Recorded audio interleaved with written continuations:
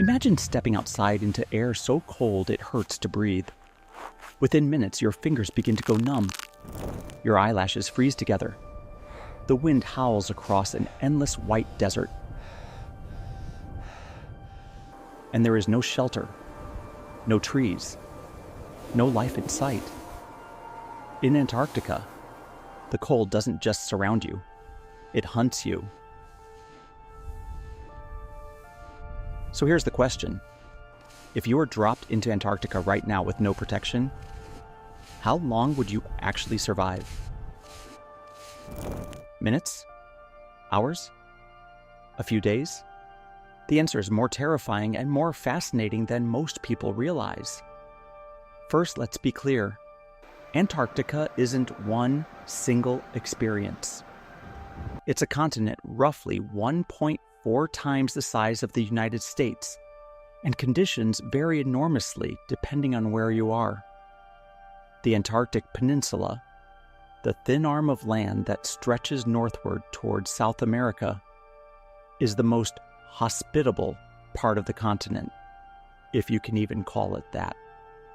Summer temperatures there can reach a relatively mild 32 to 50 degrees Fahrenheit, or 0 to 10 degrees Celsius. Research stations like Argentina's Esperanza base are located here, and it's where most tourists who visit Antarctica actually land. But then there's the interior. The East Antarctic Plateau, home to places like Vostok Station and the Pole of Inaccessibility. This is a completely different beast. The lowest temperature ever recorded on Earth was measured at the Soviet Vostok Station in 1983, minus 128.6 degrees Fahrenheit, or minus 89.2 degrees Celsius. That's not a typo. That is colder than dry ice. That is cold enough to freeze your breath solid before it even leaves your mouth. And then there's the wind. Antarctica holds the record for the highest surface wind speeds ever measured on Earth. Gusts clocking in over 200 miles per hour in some coastal regions. Even a moderate Antarctic wind of 40 miles per hour paired with a temperature of minus 40 degrees creates a wind chill that can kill exposed skin in under 2 minutes. So when we ask, how long can you survive in Antarctica? We need to ask, which Antarctica? And how prepared are you? Let's break it down into real scenarios. Let's start with the brutal extreme. Say you somehow found yourself on the East Antarctic Plateau in winter. No shelter, no gear, just regular clothes. Maybe a jacket and jeans. How long do you have? Honestly, minutes. At minus 60 degrees Celsius, with even a light wind, exposed skin develops frostbite in under a minute. Your body immediately begins diverting blood flow away from your extremities, your fingers, toes, nose, and ears, to protect your vital organs. This is called vasoconstriction, and it's your body's emergency protocol. Within 5 to 10 minutes, you would lose dexterity in your hands. You'd be fumbling, dropping things, unable to grip.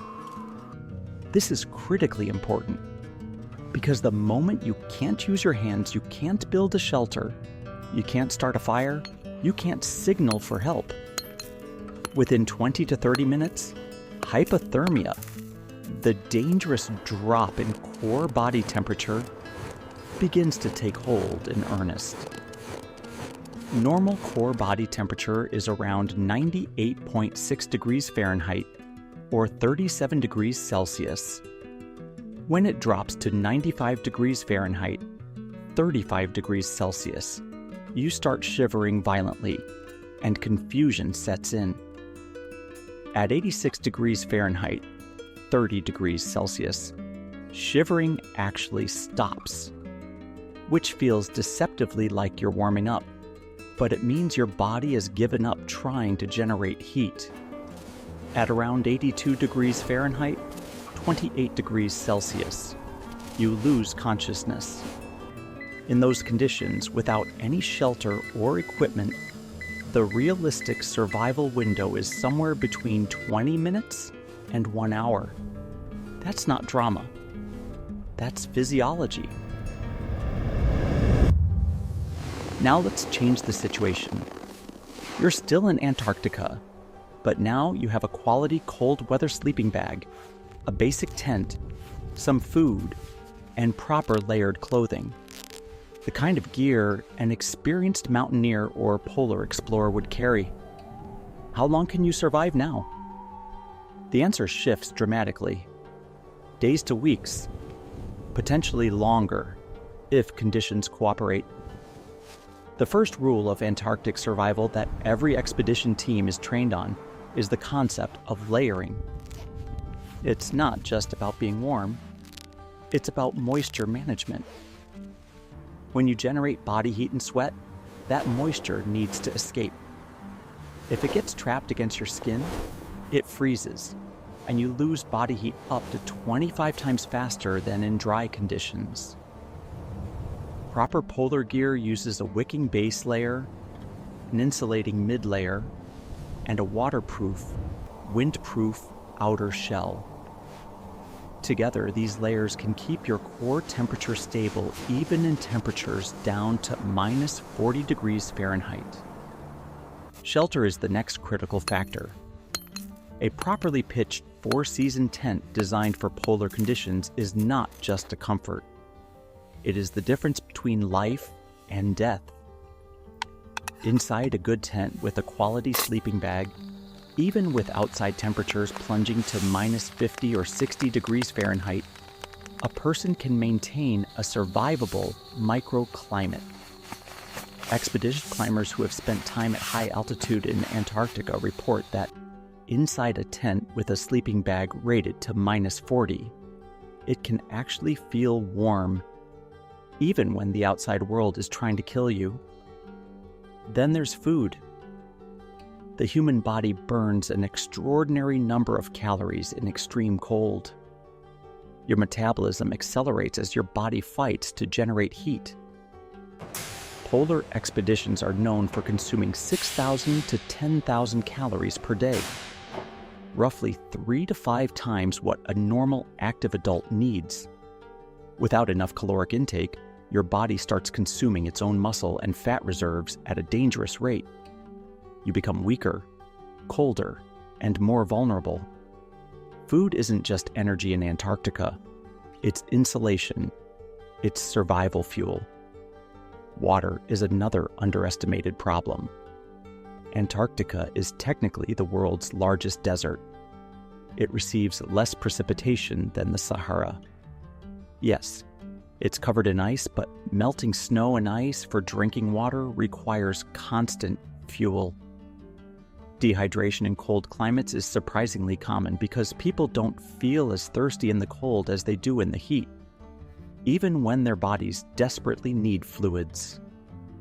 With proper gear, shelter, food, and water management, a prepared, healthy adult could theoretically survive for weeks in coastal or peninsular Antarctica. The record-breaking solo expeditions prove this is possible, but the margin for error is razor thin. Here's where things get fascinating. Because humans actually do live in Antarctica. Right now, as you're watching this, there are people working at research stations scattered across the continent. Let's look at what their experience teaches us about long-term survival.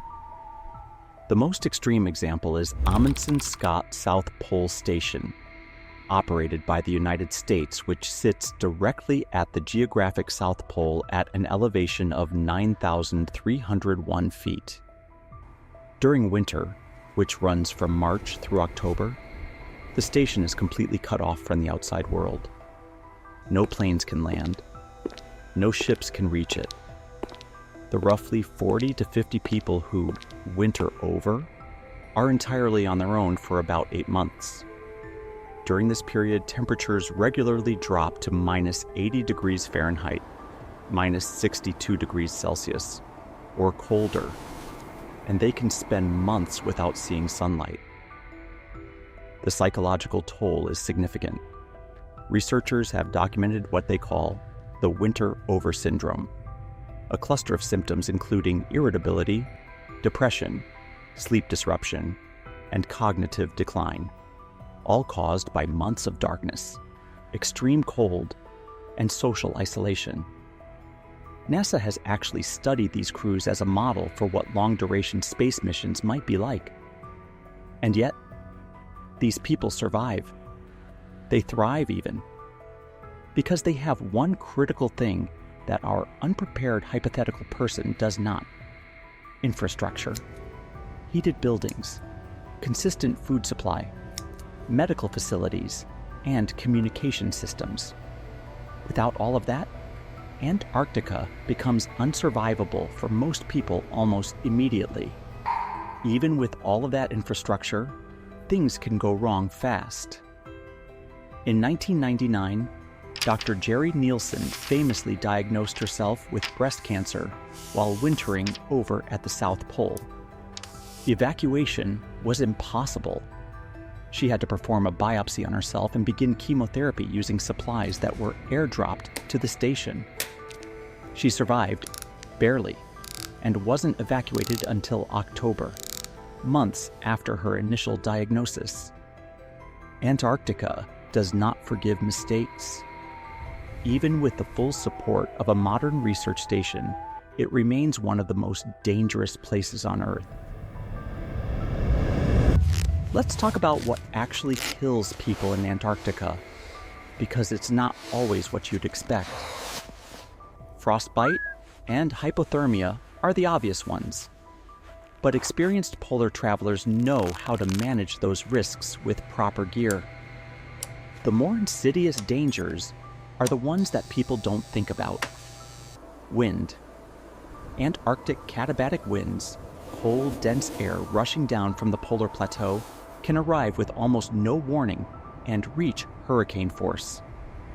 In 2013, a storm at McMurdo Station recorded wind gusts over 150 miles per hour.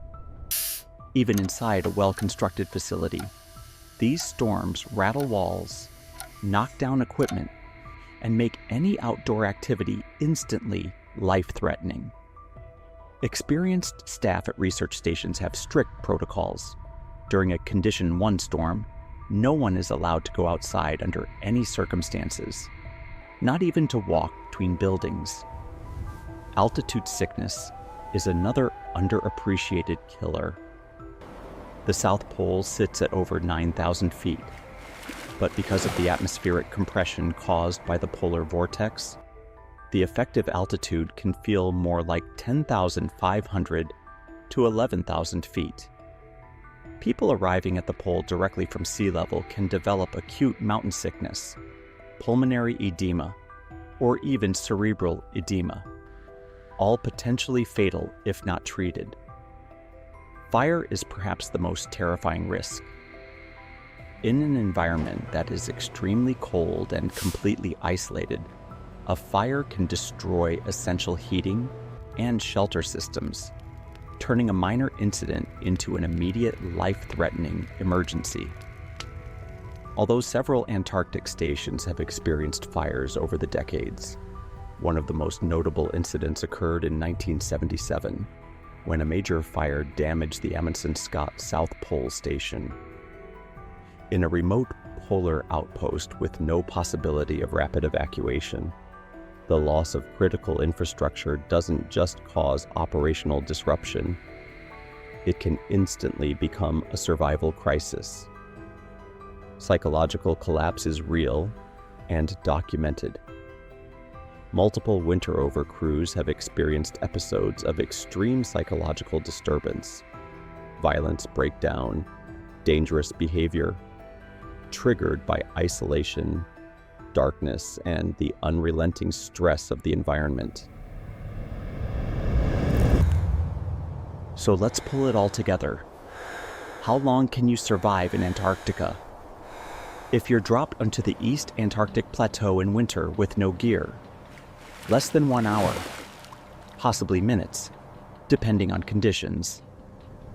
If you're a fit, trained individual with proper polar survival gear in the Antarctic Peninsula in summer, potentially days to a few weeks, assuming no major accidents and access to enough food and water. If you're part of a properly staffed and supplied research station, months to over a year, as winter over crews prove every single year. But here's the deeper truth that every polar explorer, scientist, and survival expert agrees on. Antarctica doesn't care about your toughness. It doesn't care about your fitness level, your willpower, or your mental strength. It is an environment so extreme that it makes the highest peaks of the Himalayas look accommodating. The only reason humans survive there at all is because of meticulous preparation, cutting-edge equipment, and constant, vigilant teamwork. Ernest Shackleton, one of the greatest polar explorers who ever lived, once said that in Antarctica, the margin between survival and death is razor thin. And the moment you forget that, the continent reminds you. Shackleton's crew survived one of the most extraordinary ordeals in human history, stranded on the ice for nearly 2 years after their ship was crushed. And they made it. But it required every ounce of leadership, resourcefulness, and sheer collective will they had. Antarctica is not just cold. It is humbling. It is a reminder that for all our technology and intelligence, the natural world can still reduce us to something terrifyingly fragile. Ultimately, Antarctica is often called the last true wilderness on Earth. It is stunning, mysterious, and almost alien in its scale. But beneath its beautiful frozen landscape lies a brutal truth. This continent was never meant for human survival. Without preparation, knowledge, and equipment, the ice doesn't forgive mistakes. If you found this video fascinating, don't forget to subscribe to our channel so you don't miss what's coming next, and drop a comment below. If you had to survive 24 hours in Antarctica, what's the one piece of gear you'd bring? Thank you so much for watching,